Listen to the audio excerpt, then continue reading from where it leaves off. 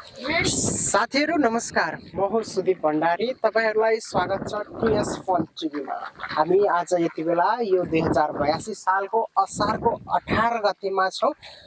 असार महिना भन्ने बित्तिकै धान रोपाइको लागि एकदमै प्रख्यात मानिन्छ।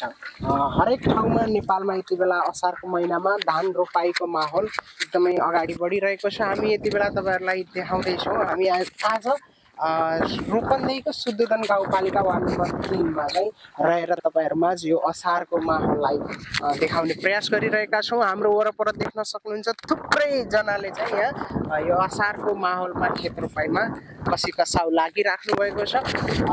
यो धेरै पहिला अब पहाडतिर विशेष गरेर यो रोपाइको माहौललाई अझ रमाइलो गराउनको लागि गीत गाउँदै रोप्ने चलन चाहिँ हामीले पहिला देख्थ्यौं। आजभोलि त्यो चलन यद्यपि नभए पनि टेक्नोलोजीले गर्दाखेरि पहिलाको चलनहरू थोरै ओझेलमा पर्दै गए तापनि हामीले नेपालमा भने त्यो रोपाइको टेक्नोलोजी अझै नभित्रिसकेकोले गर्दा हुन त अब कहीँ भित्रिएको पनि हामी पाएका छौं, तर यतातिर भने अहिलेसम्म आइ नसकेकोले यहाँ चाहिँ हातले नै महिला दिदीबहिनीहरूले खेत रोप्ने गर्नुहुन्छ। तपाईहरुले मेरो वरपर देखिराख्नु भएको छ ठुलो फाँट छ।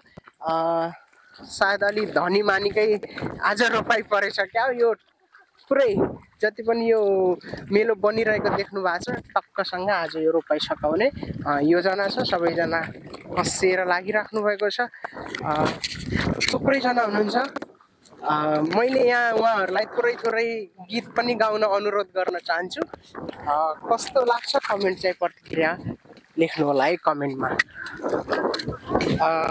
मसँग यहाँ दुईटा चाहिँ माइक्रोफोन छ। म यहाँ थोरै म्यानेजमेन्ट गर्दैछु।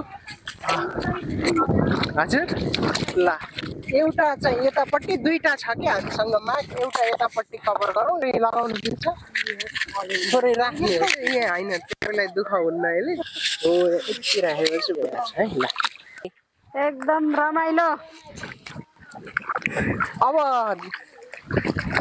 अब यो कृषि क्रान्तिको क्रममा धेरै टेक्नोलोजीहरू राखेका छन्। मजाले रोप्नुस्, पछि फेरि हातले रोप्न नपाइन सक्छ है।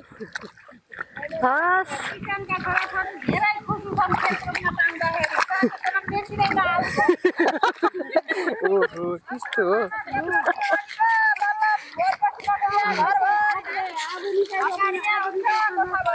साथी भेटै हुन पाइँदैन।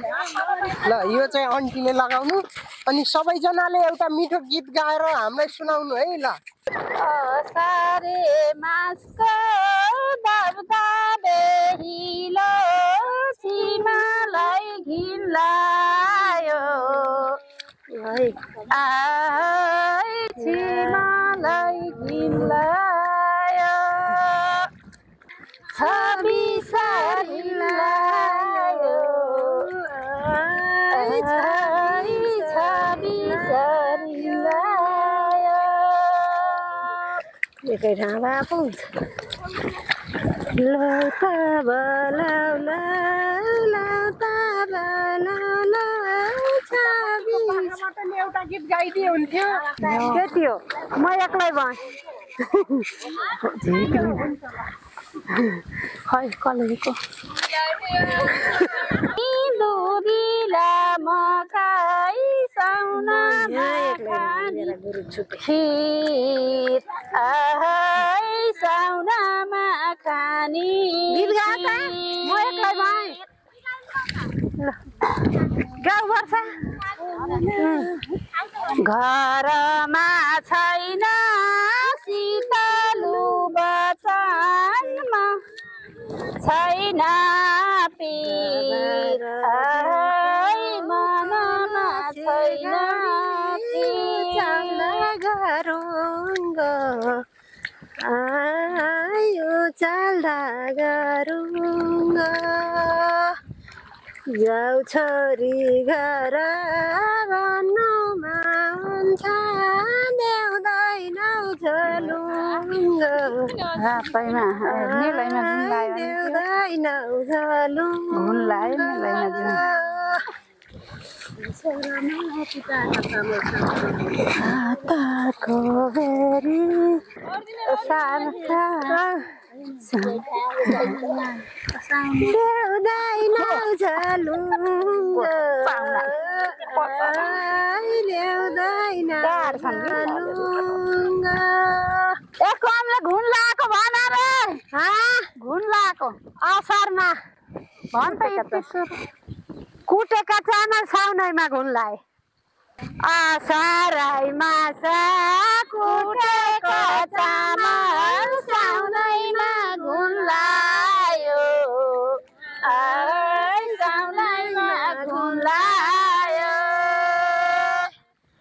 छोरीलाई सुख छ भन्देऊ आमा मेलैमा जुन लायो मेलैमा जुन लायो लौ त बालौ लौ त बालौ मेलैमा जुन लायो जुन लायो पाताको बेरी लौ भन फेरि मेलैमा जुन लायो मेलैमा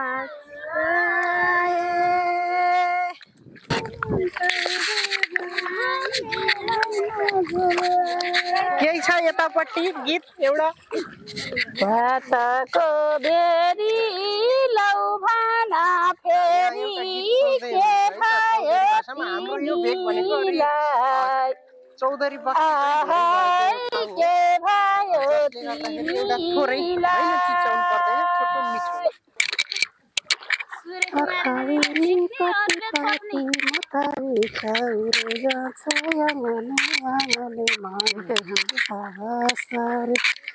जोगिया के देखी गिर हामीले घाँटी फेरि जोगिया के देखी गिर बासा हो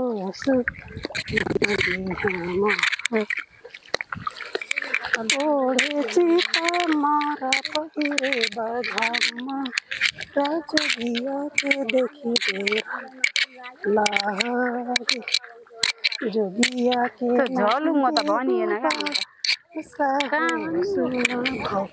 झलुङ त भने छैन भन्थ्यो नि आमा देख्दिनौ झलुङ